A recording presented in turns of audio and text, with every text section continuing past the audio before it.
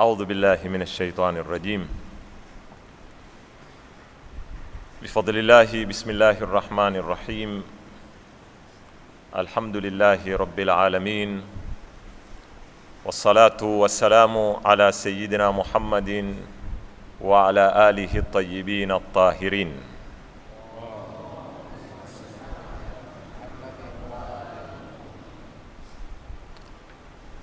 Baada ya kumaliza kuzipitia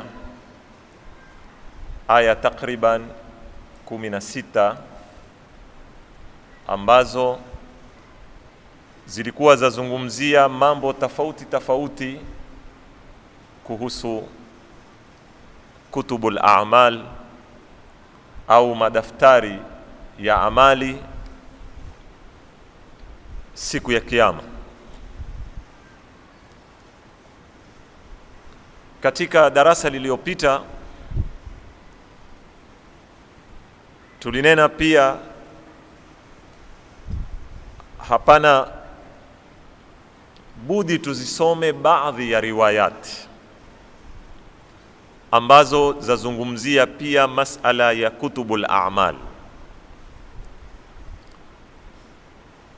na ukizipeleleza riwaya au hadithi nyingi zinazozungumzia kutubul a'mal, tulizungumza ziko sehemu mbili au waweza kuzigawanya makundi mawili.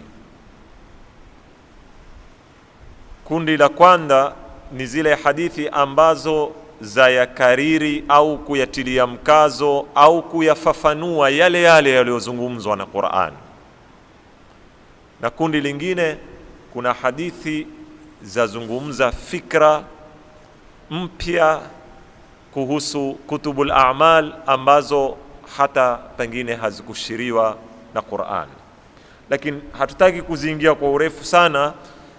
Juma lililopita nilisoma hadithi ya Imam Sadiq, pia tukasoma baadhi ya maneno ya al-Imam Ali yaliyoko katika Nahjul Balagha.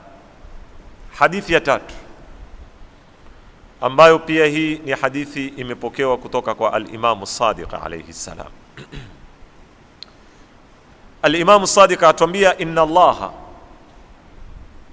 idha arada an yuhasiba al-mu'min, Mwenyezi Mungu Subhanahu wa Ta'ala anapotaka kumuhisabu muumini. Hadithi iko kwenye kutueleza tofauti ya hisabu atakayokufanyiwa mu'min na sampuli atakavyokufanyiwa, na tofauti ya hisabu watakaokufanyiwa wale mujrimin. Inna Allaha idha arada an yuhasiba almu'mina a'tahu kitabahu biyamini.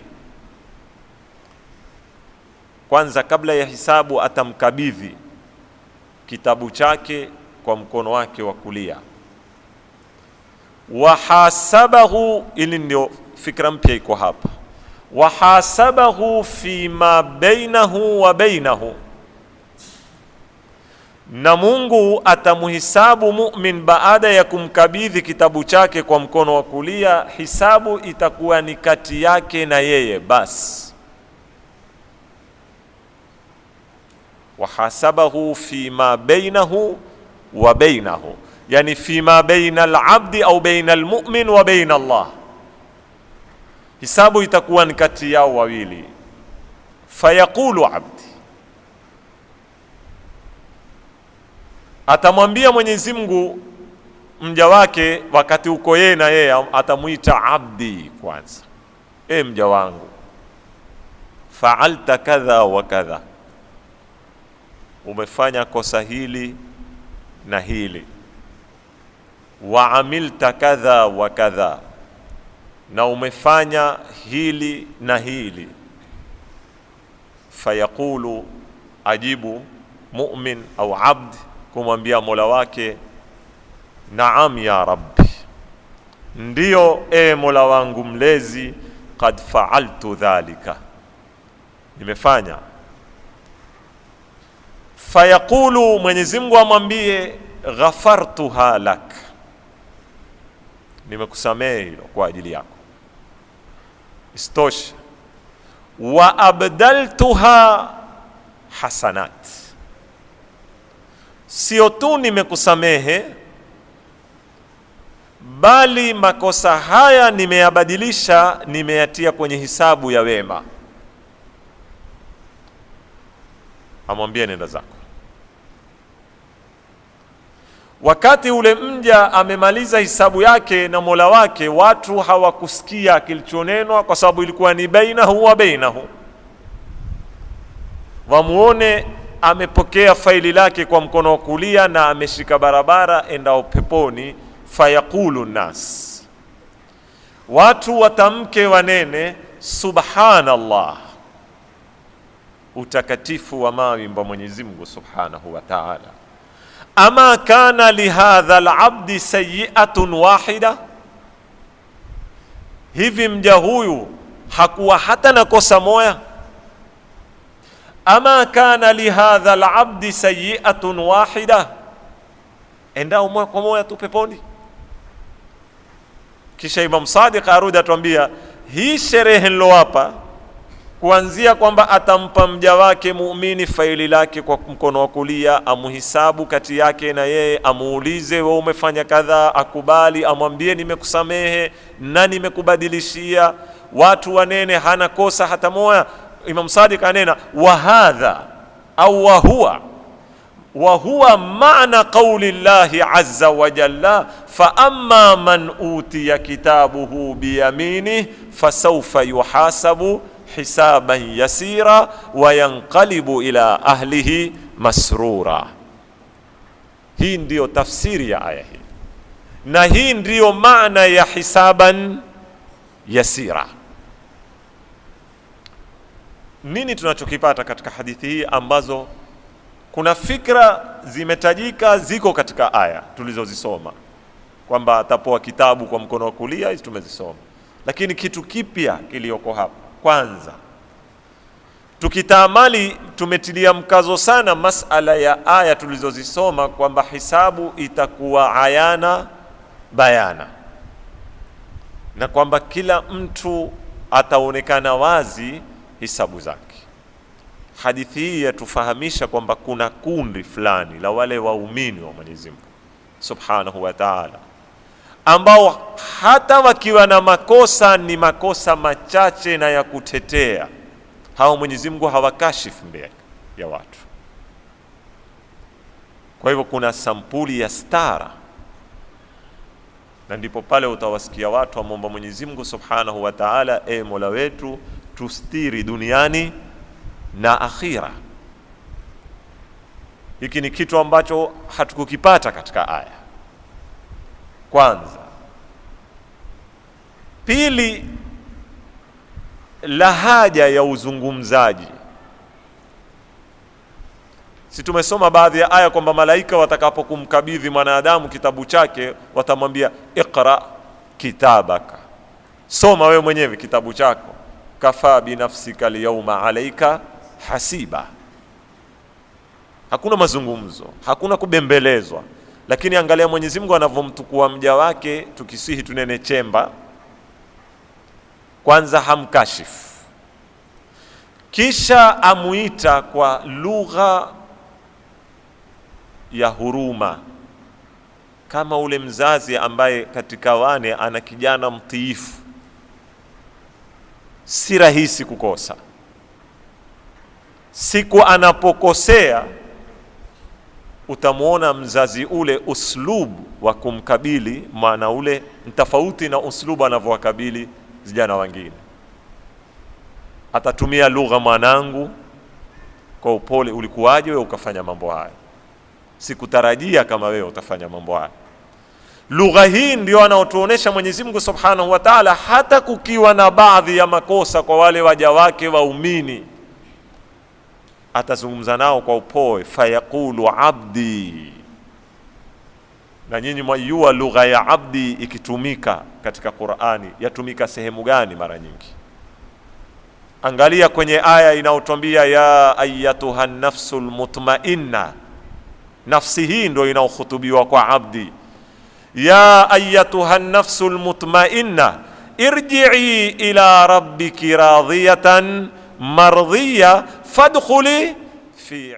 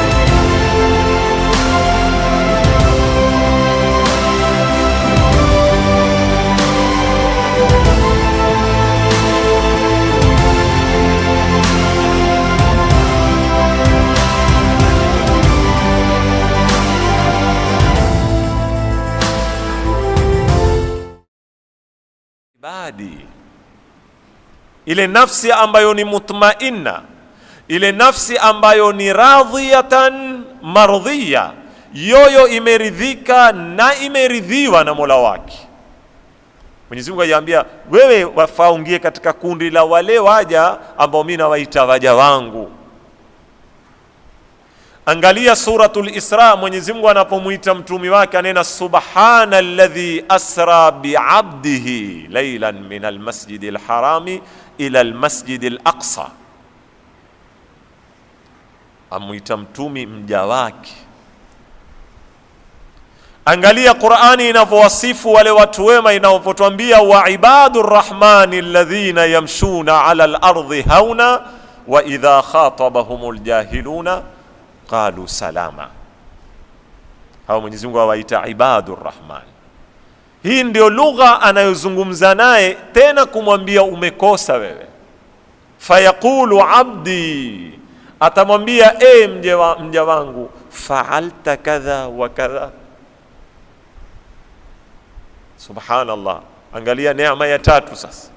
Neema ya kwanza stara, hakuna mtu ayuao ni kosa gani alilikosa. Neema ya pili khitab ya Mwenyezi Mungu Subhanahu wa Ta'ala, muita abdi. Neema ya tatu, angalia Mwenyezi Mungu hamwambii kwa nini umefanya kadha, kama baadhi ya hadithi za Qudsi anaposimama mja kwa mbele ya Mola wake atamwambia lima lam ta'mal, kwa nini hukufanya? Fayaqulu lam a'lam, atajibu sikujua. Fayaqulu hal la ta'allamta. Ile sigha ya istifham peke yake ina sampuli ya kulaumu na kukejeli. Unapotumwambia mtu kwa nini wewe umefanya hili, mujarrad kumwambia kwa nini ni sampuli ya kumuonesha wewe ni mkosa na kumlaumu. Mwenyezi Mungu hakutumia lugha hii, hakumwambia lima fa'alta hadha, atumia lugha ya ikhbar, kama mpa habari, fa'alta kadha wa kadha. Kama wewe pale unapomuita, turudi kwenye ule mfano wetu, unamuita kijana chako, kuna wakati unamwambia mbona umevunda kisahani, tayari lugha hapa huwa lugha ya kitisho. Lakini kuna wakati unamwambia wewe ndio ulovunda kisahani, yani kama mwanzo wamuuliza ndivyo. Mwenyezi Mungu amwambia ya abdi fa'alta kadha wa kadha wa amilta kadha wa kadha, umefanya kadha na kadha wewe. Fayaqulu na'am, muumini amwambie Mola wake ndio nimefanya. Hii ni neema nyingine kwa ulaini zaidi ya hapo. Neema ya nne, neema tano katika hadithi hii Mwenyezi Mungu ampa mja wake. Neema ya nne, atakapokukiri akamwambia naam fa'altu kadha, hajasema astaghfirullah, hajamwambia Mwenyezi Mungu nisamehe. Mwenyezi Mungu ampatilize, amwambie kabla hajamuonesha lawama, fayaqulu ghafartuha lak, sijitie dhiki, si sasa nishakusamehe kitambo. Ghafartuha lak, nimekusamehe, tosha. Mwenyezi Mungu kukwambia nimekusamehe baada ya kuwa wewe umesimamishwa katika mauqif siku ya kiyama, waambiwa umefanya kosa ukasema naam, Mwenyezi Mungu akakwambia nimekusamehe, hutaki la zaidi. Amwongeza la tano, amwambia wa abdaltuha hasanat, na makosa haya nimeyabadilisha, nimekuongezea katika thawabu zake. Hawa ni wale Mwenyezi Mungu atuambia yubadilullahu sayiatihim hasanat.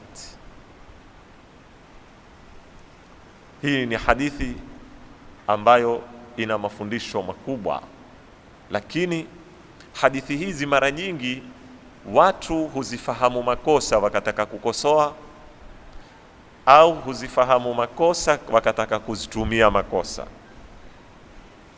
Basi maadamu ukishakuwa ni Muislamu wewe, ukifanya makosa utaingia katika watu hao. Mwenyezi Mungu hapa hazungumzi Waislamu. Mwenyezi Mungu amzungumza nani? Mu'min. Mu'min kwa zipimo zake, si kwa zipimo zetu. Na daraja ya iman si daraja toto, ni daraja kubwa ambao kwa kadiri mtu atakavyokuwa na iman, isipokuwa watenge mbali maasumin, hakosi kuteleza pale au hapa kwa mambo madogo madogo, lakini madogo madogo yale huja yakafinikwa na mema yake mengi makubwa, kwa kiasi, kwa ukubwa wa wema wake na wingi wa mema yake yakafinika matoto yale madhambi, na Mwenyezi Mungu akamsamehe. Na hapa ndipo tutakuja kuifahamu ile aya inayotuambia fa amma man thaqulat mawazinuhu fahuwa fi 'ishatin radhiya, ule ambao mema yake yatakuwa mazito, yatakuwa mengi kwa kiasi yatafinika maovu mpaka yasionekane. Hawa ndio wanaowazungumza Mwenyezi Mungu Subhanahu wa Ta'ala, au katika hadithi hii al-Imam Sadiq alayhi salam. Hadithi ya mwisho tukome na hizi hadithi nne tu. Ni hadithi ameipokea at-Tirmidhi katika kitabu chake Sunan at-Tirmidhi au Sahih at-Tirmidhi, ampokea Bwana Mtume sallallahu alayhi wa alihi wasallam. Bwana Mtume atuambia yu'radhu an-nasu yawm al-qiyamati thalathu 'aradat. Yu'radhu an-nasu yawm al-qiyamati thalathu 'aradat. Fa amma 'ardatani fajidalun wa ma'adhir, wa amma al-'ardhatu ath-thalitha fa 'inda dhalika tatiru as-suhufu fil aydi fa akhdhun bi yaminihi wa akhdhun bi shimalihi. Mtume sallallahu alayhi wa sallam atuonesha steji za muhasaba atakazo kuzipita mwanadamu. Ardh katika lugha ya Kiarabu ni kukionyesha kitu. Kama muuzaji bidhaa anapoionyesha bidhaa yake kwa mnunuaji kutaka inunue. Mathalan, ni muuzaji nguo anapoingia dukani, ukawa walifungua lile shati, walitoa, wamfungulia, wameona mikono yake, umeliona kitambara chake kilicho kizuri, hii unaambiwa anta ta'ridhu alayhi an yashtari. Wamuonesha bidhaa kwa ndia ya kumhathi, kumsongeza na kumsukuma akubali kununua. Hii ndio maana ya ardh. Na Mwenyezi Mungu ameitumia kwenye Qur'an alipotuambia inna aradhna al-amanata ala samawati wal ardha wal jibala fa abaina an yahmilnaha wa ashfaqna minha, mpaka mwisho wa aya. Kwa hivyo Mtume sallallahu alayhi wasallam kama anavyopokewa na Tirmidhi atuambia yu'radhu an-nasu, watu watakuja kuoneshwa yaum al-qiyama, siku ya kiyama, watapekwa kwenye zitabu zao waoneshwe thalathu aradhat, mara tatu. Fa amma ardhatan, ama ya kwanza na ya pili, fajidalun wa ma'adhir. Yani kila mtu atafunguliwa kitabu chake, wewe umefanya, mimi sikufanya, ule mmefanya, ule sikufanya, mijadala. Kwanza mijadala inaonesha hali ya kwanza kama sampuli ya kukataa. Ndio mtu anapojadili anajitetea kwamba hakufanya. Wa maadhir ni stage ya pili, atakapokutolewa ushahidi akayaona wazi wazi, ataingia katika stage sasa ya kunena nini? Ndiyo nimefanya, lakini si kawaida ya mwanadamu, kwanza huwa sikufanya. Ndio ni jidal. Kisha nimefanya lakini bana alikuwa akatafuta nini? Zipengee sasa kila na hoja kila tofauti. Ndio atuambia fa amma ardhatani fajidalun wa ma'adhir, wa amma al-ardhatu thalitha, atakao kujadili atajadili, atakinaishwa, atakaye kujitetea ndio hiyo halla ta'allamta, alombe mbona hukufanya, atana lam a'lam, ni udhrun, atatoa udhuru, sikujua mimi, ataambiwa la udhuru ona hukubaliwi. Halla ta'allamta, kwa nini kujifundisha? Kwa hizo kisha kumalizika mjadala nyudhuru, twaja kwenye stage ya tatu, ndo atuambia wa amma al-ardhatu thalitha fa inda dhalika tatiru as-suhuf. hapo ndipo zinapopeperuka zile karatasi, fil aidi, zikaingia katika mikono. Takuja kuieleza hii maana tatayurul kutub, iko hata katika baadhi ya riwayat. Fa akhdhun biyamini, sasa atakaye kuishika yake kwa mkono wa kulia, wa akhdhun bishimali, na atakaye kushika kwa mkono wa kushoto. Yani ashabul yamini watashika makaratasi yao kwa mkono wa kulia, na ashabu shimali watashika makaratasi yao kwa mkono wa kushoto, kuisha hisabu. Ama kuhusu neno tatiru suhuf, ambao maulamai watuambia neno hili limetumika katika ibara tofauti tofauti za hadithi.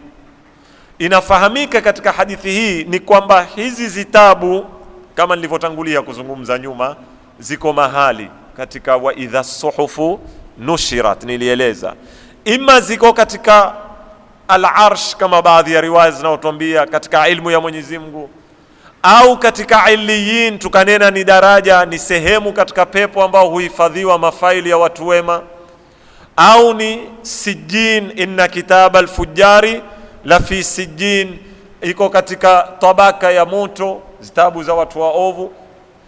Tatiru zitatoka yani katika zile store zake, ziwe za peperuka, na kila kitabu chenda kwa mtu wake, na kila mmoja atatukua kwa mujibu wa mkono aliopangiwa na Mwenyezi Mungu akipokea kitabu chake. Ndio akatwambia inda dhalika tatiru as-suhufu fil aidi fa akhdhun bi yaminihi wa akhdhun bishimali. Mtatosheka na hadithi hizi 4 kuongezea zile aya. Turudi katika mada. Nakumbuka sisi tuko katika masala ya kutubul a'mal, na nyuma tuliuliza maswali mingi kabla ya kuzifasiri zile aya. Zitabu ni zingapi? Hakika mahia ya hizi zitabu nini? Ni kitabu kwa maana ya kitabu, ama ni kitu aina gani?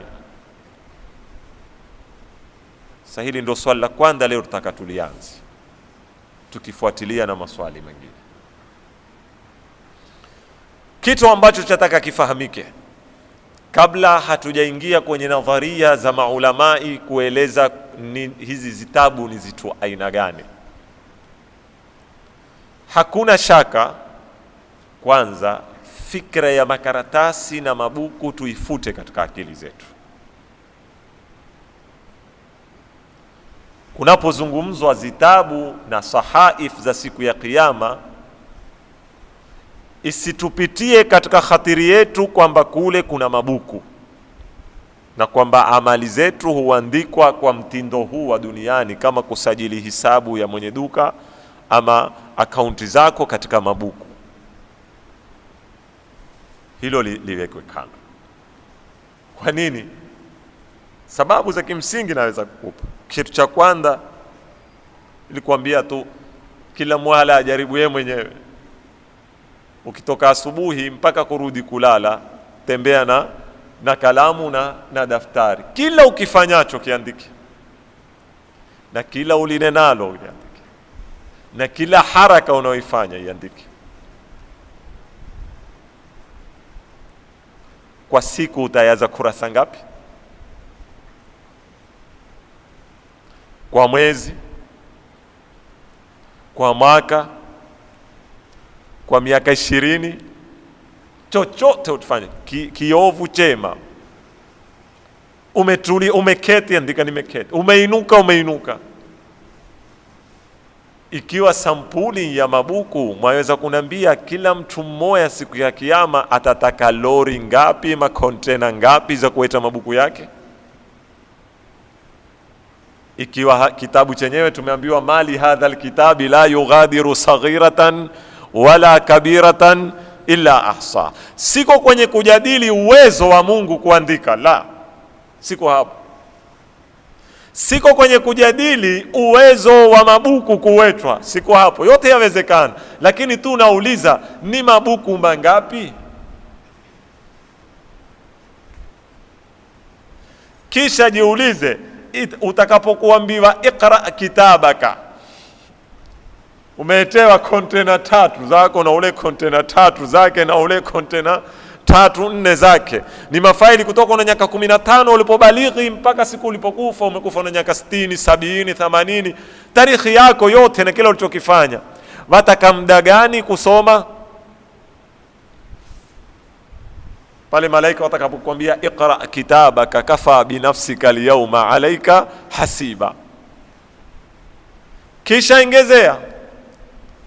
Dalili ya kwanza ni hiyo, kila mtu atahitaji kontena ngapi na kila mtu atahitaji muda gani kuzisoma kontena zake 3. Na tumeambiwa hakuna siri. Hii ni dalili muhimu ya 3. Kwa kadiri ya wewe kukabidhiwa kitabu chako na kusomewa au kusoma yaliyomo ndani, watu wote watajua ni nini kilioko pale ndani. Sivyo tumezozungumza huku nyuma?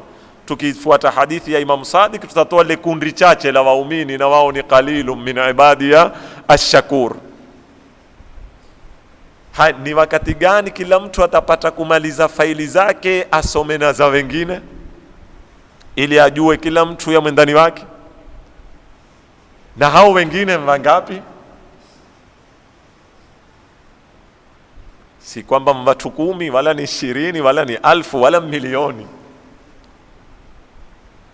Hivi sasa tu jana kwenye habari Umoja wa Mataifa yatangaza, yasema hapa mpaka Septemba dunia itakamilisha kamili bilioni 7 billion, yani milioni 107 walioko hai, sio waliokufa.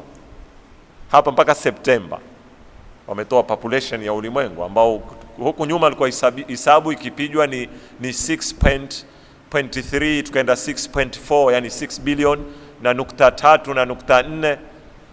Hivi sasa wamefanya hisabu, wasema mpaka Septemba 2011 inshallah ulimwengu utatimiza bilioni 7 kamili.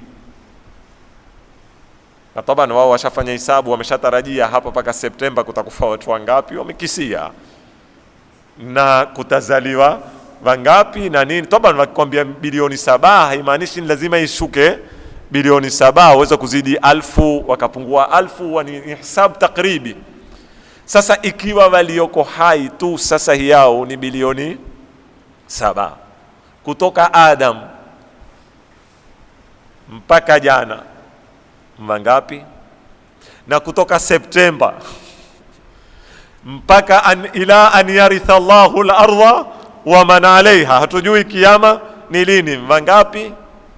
Na kila mmoja una kontena zake, na kila mmoja ataka kusoma zake na kusoma za wendani wake ili kujulikane ni vipi mambo. Utazipata nukta hizi 3 ukizikusanya zote hazikubaliani na kufasiri kutubul a'mal kwa maana ya madaftari au zitabu au makaratasi au sampuli yoyote ya duniani unaofikiria katika kutumiwa kuandika. Kwa hiyo ulama utafsir ihtimali hiyo mapema wameiondosha, na walipoiondosha hii ndio kukazuka swali sasa, ma hiya hadhihi alkutub. Lao ilikuwa ni kama hizi kwisha kazi, ndio ikazuka suala sasa an mahiyati alkutub. Kuna nadharia mbalimbali, tatosheka na nadharia 3 za kimsingi. Nadharia ya kwanza ni ya Al-Faidhul Kashani. Faidhul Kashani ni katika maulamai wakubwa wa Imamia, ana tafsiri maarufu yaitwa Tafsiru Safi. Ana rai, tutaieleza rai yake. Pili ni Al-Allama At-Tabatabai, maarufu Al-Allama Tabatabai, mwanachuoni wa Yuzi, ingawa amekufa Yuzi, ambao ana tafsiri yake maarufu Tafsirul Mizan.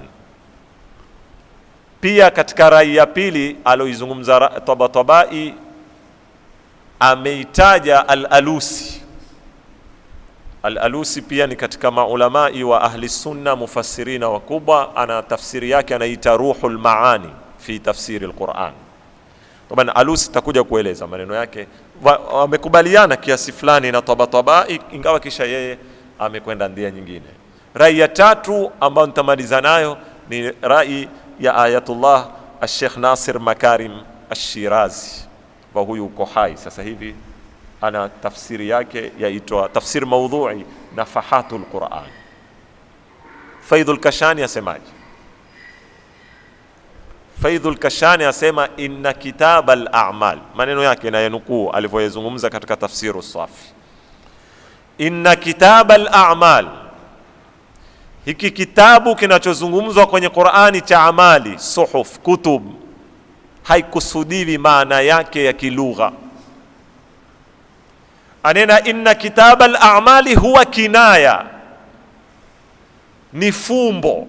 Tukitaka kuzungumza Kiswahili, kinaya ni kutumia tamko ukakusudia maana mengine, ni fumbo an nafsil insan, nafsul insan allati rasakhat fiha atharu a'malihi. Nafsi ya mwanadamu ni kama kioo, ni kama kioo. Huu mkono wako leo wewe waweza kuuangalia ukauona hauna uchafu. Ukiubandika yule kioo, ukiondoka utaona katika kile kioo umewata nini? Mapaku fulani ya uchafu, ambao uchafu ule pengine alikuwa wewe huuoni. Sasa Al-Faidhul Kashani asema hii nafsi ya mwanadamu, chochote unachokinena. Al-Faidhul Kashani kwanza nataka mmuelewe ni mwana akhlaqi mkubwa, ni uwanda wake wa ilmu nafsi. Asema chochote mnachokinena au mnachokifanya mwanadamu hureflect kwenye kioo cha nafsi yake, kama inavyo reflect basamat, zile fingerprints. Unaposhika kitu wewe sasa, ukishika isimu kiwata, waweza kuona hakuna kitu. Ikitiwa katika mashini hii itaonekana zile athari zako, na kila mtu ana basamati zake. Sasa nafsi yaweka zile fingerprints, lakini si fingerprints za kushika, yaweka basamat za matendo unayoyafanya. Na hii ni nadharia, ukweli wa mambo, imethubutu kwa wanazuoni kwamba maasiya mwanadamu anapofanya au mambo mema, taa, ya athiri moja kwa moja nafsi ya mwanadamu, ima katika kumwathiri vyema ama kumwathiri ubaya, ya hata basamat. Sasa yeye anena inna kitab al-a'mali huwa kinaya an nafsi al-insan, nafsi yako ndio kitabu chako. Kuna buku nafsi yako, lakini kwa kuwa katika dunia mato yetu hayaoni, kama vile zile fingerprints hatuzioni kwa mato mpaka zitiwe kwenye nini, kwenye mashini. Zikitiliwa utaoneshwa hizi ni zako. Siku ya Kiyama Mwenyezi Mungu ataidhihirisha nafsi, tuyaone mambo vile yalivyo. Lakad kunta fi ghaflatin min hadha fabasaruka al-yawma fakashafna au wakashafna fakashafna anka ghita'aka fabasaruka al-yawma hadid. Duniani ulikuwa kuna pazia nyingi za kufinika, ndio hiyo ghafla, huyaoni mambo vile yalivyo. Lakini leo Mwenyezi Mungu asema fakashafna anka ghita'aka, tumekufunua zile zifuniko za mato ambao ulikuwa huyaoni mambo. Fabasaruka al-yawma hadid, mato yako yeo yaona, hayataki darubini wala mashini, mpaka ziini za malaria utaziona kwa mato. Fabasaruka al-yawma hadid.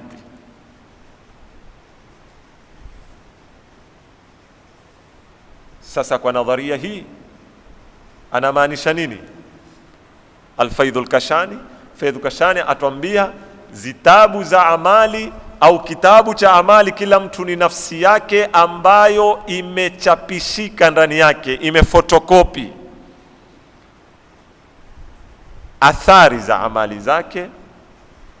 Itadhihirishwa siku ya Kiyama nafsi ile, yeye mwenyewe ayaone yale, na kila mtu akimwangalia tu ayaone yale matendo yake.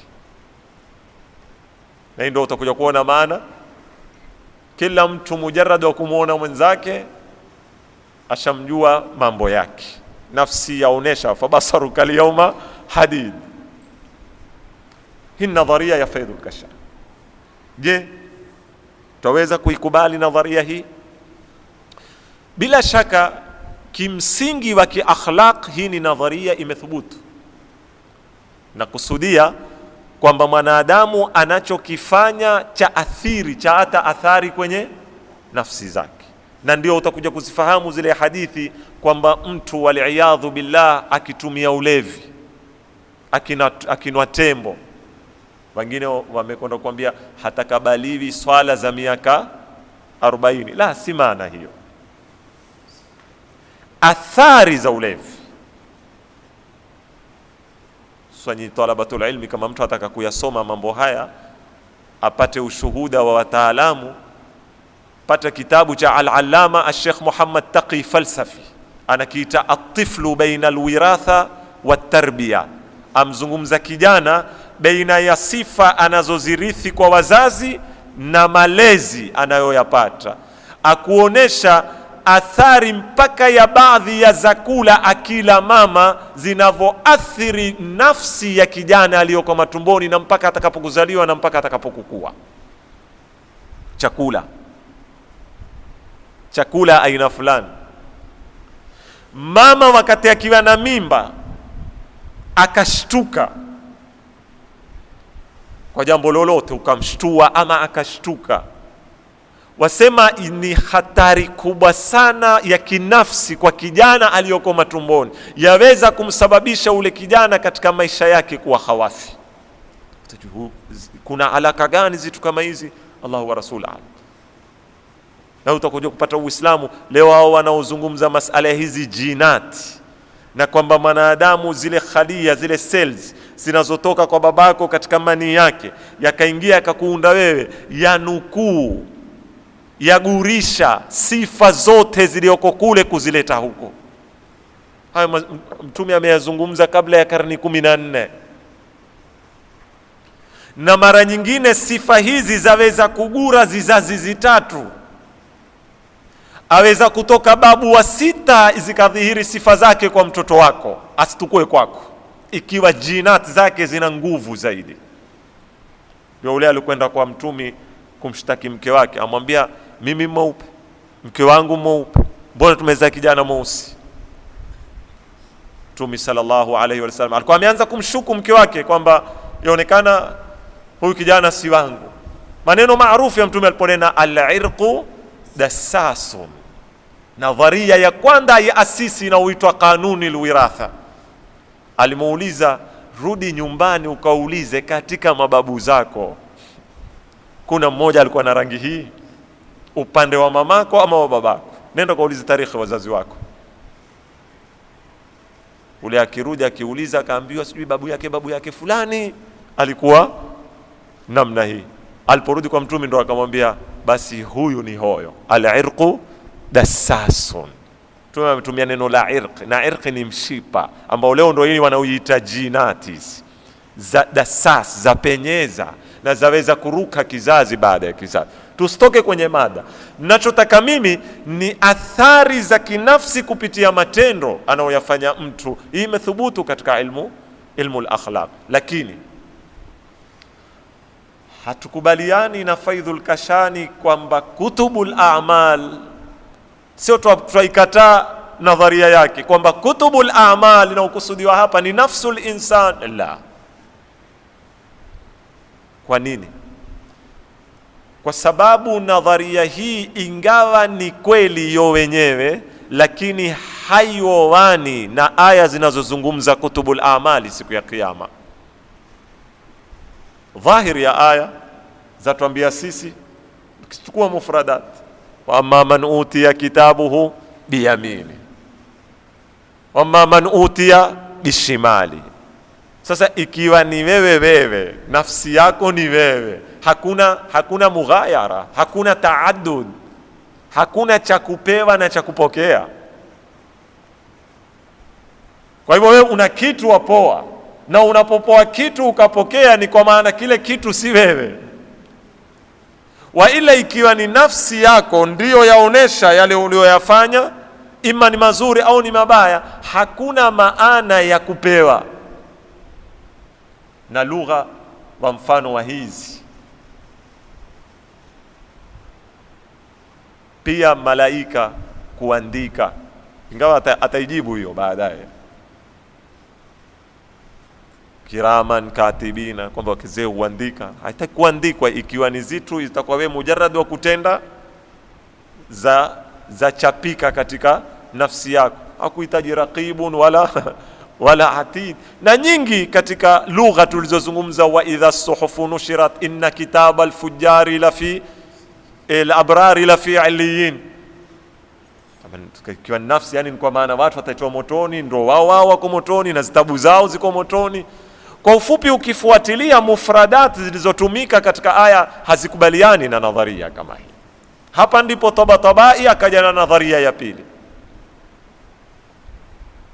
Tabatabai rahmatullahi ta'ala alayhi, katika kuifasiri aya inaozungumza yauma tajidu kullu nafsin ma amilat muhdhara,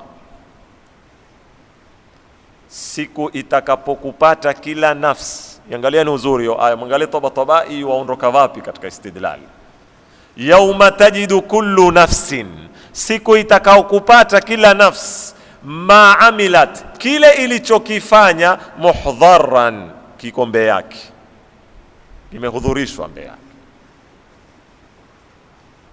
Tabatabai anena innal kitaba, nadharia mzito hizo, tumezielewa haya, tukuzielewa ziwateni hapo hapo. Innal kitaba, kitabu cha siku ya kiyama, yatadhammanu nafsal a'mali bihaqa'iqiha duna ar-rusumi al-makhtuta ala haddi al-kutubi al-ma'muli biha fima bainana fi dunya. Daftari ulionalo wewe la duniani ni michoro, sio inaozungumzia matendo yako, si matendo yako, ni michoro. Ukaandika dharaba zaidun amran fi yawm al-khamis, sio iliyoko pale ni dhadi na re na be na ze, sio ambao, lakini kilugha harufu zile zikitangamanishwa zaunda sentensi hii. Sentensi hii yaeleza tendo, si tendo lilioko pale ndani ya nini, ya kitabu. Ni michoro inaoeleza nini, tendo. La, Tabatabai asema zitabu za siku ya kiyama si michoro inaoeleza matendo kwa mfano wa zitabu tutumiazo sisi, bali ni matendo yenyewe yako ndani ya kile kitabu. Sio, umeelewa vizuri jamani? Almuhim, anena innal kitaba yatadhammanu nafsal a'mali bihaqa'iqiha, kitabu kimekusanya matendo yenyewe kwa hakika zake, duna rusumi almakhtuta, si michoro imezoandikwa, ala haddi alkutubi alma'muli biha, kwa mfano wa zitabu zinazotumika, fima bainana, kati yetu, fi dunia, katika dunia. La, fahia, zitabu hizo, nafsu a'mali, ni matendo yenyewe, yutli'u Allahu al-insana 'alayha, Mwenyezi Mungu atamuonesha mwanadamu haya matendo yako ayanan, wazi wazi, kama anavyotuambia Sheikh Omar, kama TV utapoa floppy, utapoa siku hizi kuna na hizo fungulia zile flash disk, kila mmoja atapoa ki flash disk chake, pengine kuna skrini kubwa pale, utakwenda utatia, tatoka pale yale ufanyao yale, lakini Allah wa rasuluhu alayhi. Hii nadharia Tabatabai. Al-Alusi katika Ruhul Maani pia naye ametaja nadharia hii na ameifafanua zaidi, ameisherehe kwa upana. Sitaki kuyasoma maneno yake, yatakuwa marefu. Ameitaja akaisherehe kwa upana sana, ingawa kisha Alusi akasema baada ya kuitaja na kuisherehe, i'tarafa yeye mwenyewe biannahu la yansajimu maa dhahiri al-aya, akanena pia hii haikubaliani na dhahiri ya aya na matamko yamezungumzwa katika aya, kwa sababu ikiwa ni matendo yenyewe, hakutaji malaika, hakutaji kuweko katika fi sijin wala fi illiyin, pia wameikataa. Tatosheka na hizi nadharia mbili, kwa sababu kuna jalizo katika zote, Kashani na Tabatabai. Twende katika nadharia ya tatu ya Sheikh Makarim Shirazi, lakini zizivieni hizi mwanzo zisitoke mpaka juma litakalokuya. Mwenyezi Mungu akitupa uhai na uzima tutaikamilisha hii bahthi. Walhamdulillahi rabbil alamin, wa sallallahu ala sayyidina Muhammadin wa alihi at-tayyibin at-tahirin.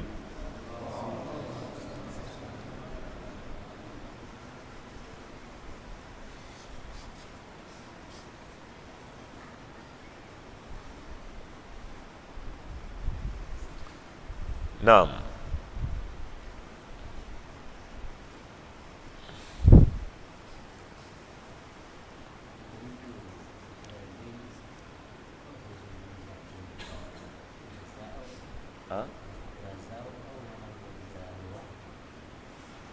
Sheikh Ali auliza ni kwamba hawa watu wawili Al-Faidhul Kashani na At-Tabatabai katika hizi nadharia zao wazungumza ni fikra zao au wana dalili za kutoka kwenye Qur'ani na Sunna?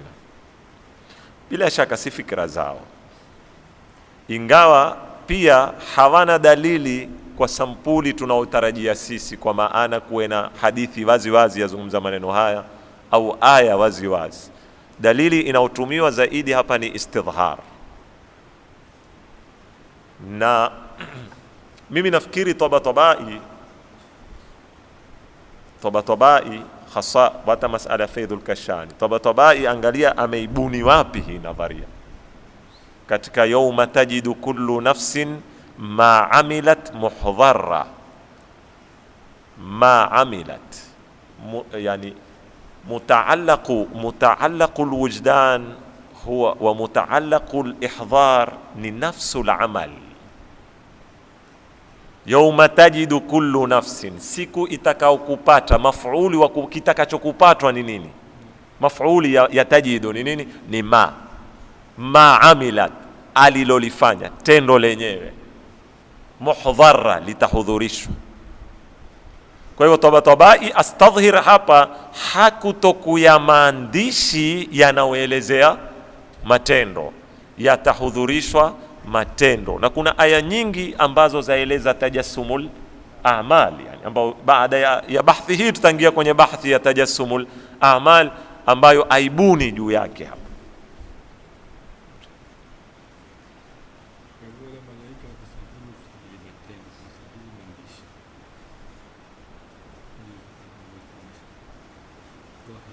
Sasa ikiwa ni matendo hayataki tena kusajiliwa, kwa sababu unaposema kusajili ni kulirekodi tendo, ni kwa maana unachokisajili sio tendo lenyewe, ama tendo lenyewe ni kwamba Mwenyezi Mungu atalihudhurisha. Sasa nitakuja Faidhul Kashani wao unitanguliza kwenye bahthi ambayo alikuwa sitaki kuingia. Faidhul Kashani asema malaika pale wanaozungumzwa si malaika, ni zombo za Mwenyezi Mungu zilioko ndani ya nafsi ambazo ndio za rekodi mambo haya. Moja ni an-nafsul lawama, ile la uqsimu biyawmil qiyama wala uqsimu bin-nafsil lawama. Kuna an-nafsul mutmainna, kuna ziko nafsi karibu 5 wao katika akhlaq uzigawanya. Adh-dhamirul ile iliyoko. Sasa asema huku ndani ya mwanadamu hizi nafsi zenyewe hizi ndio zimegawanywa. Kuna ile inaweza kuwa nafsul mutmainna ndio raqibun, na nafsul lawama ndio nani? Ndio atib. Na si kwa maana ya malaika.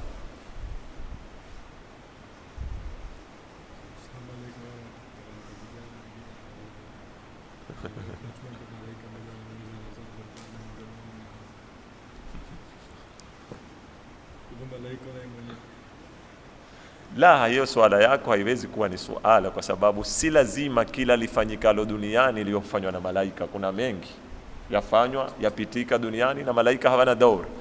wala tukiwaondosha malaika kwenye daur katika nafasi fulani, haitupi sisi sababu ya kuuliza basi wa malaika watakuwa wana kazi gani. Hatujasema malaika hawana kazi, twasema tu hapa katika masala ya uandishi. Na pia ukizitamali aya, tukiwata riwaya, ukizitamali aya hazisarihi sana kwamba hawa malaika. Aya zazungumza waandishi tu, za wazungumza kwa sifa tu, kiraman katibin, hazijasema ni malaika wala nini. Idh yatalaqal mutalaqiyani, nani mutalaqiyani? Nani alikwambia ni malaika? Hakuna dharura kwa ni malaika, anil yamini wa anil shimali. Kwa hivyo sitaki kuenda kwa nadharia ya Kashani. Ndio nimekwambia kabla hatujaenda kwenye riwaya, nasi ya Qur'ani, wajua utanikua mbali. Wajua kuna nadharia kwamba malaika, mando malaika ni nani?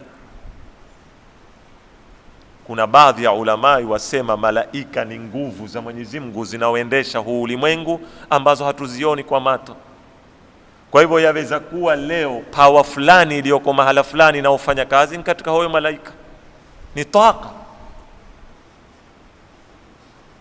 si ndio hao malaika? Au lazima malaika watu watasawar kama ziumbe kama binadamu? Malaika ni taqa nurania, sio? Ni power ya kinuru. Kwa hivyo yaweza kuwa hiyo taqa fulani iliyoko katika nafsi na ufanya kazi na ile taqa ndio hao malaika. Sasa wankwe malaika, yankwe nafsul lawama, yankwe itakavyokuwa.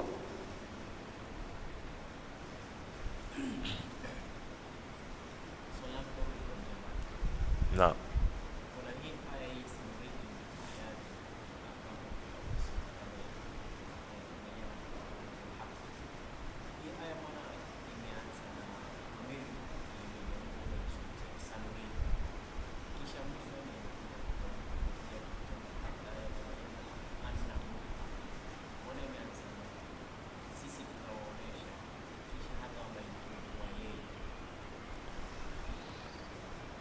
Auliza kwamba aya yatuambia sanurihim ayatina fil afaqi wa fi anfusihim hatta yatabayyana lahum annahu alhaq. Kwa nini hii aya ikianza imeanza na sisi, sanurihim, tutawaonesha wao aya zetu katika pambizo na katika nafsi zao, kisha imerudi mwisho aya imetaja dhamiri ya mufrad, hatta yatabayyana annahu, kwa kuwa yeye.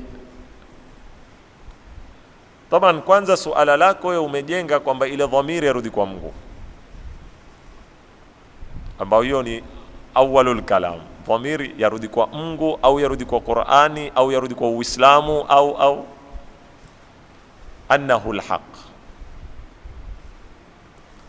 Lakini tuijalie yarudi kwa Mungu mpaka nirudi kwenye siyaki ya aya. Pengine ukisoma aya ni nini kilikuwa kinachozungumza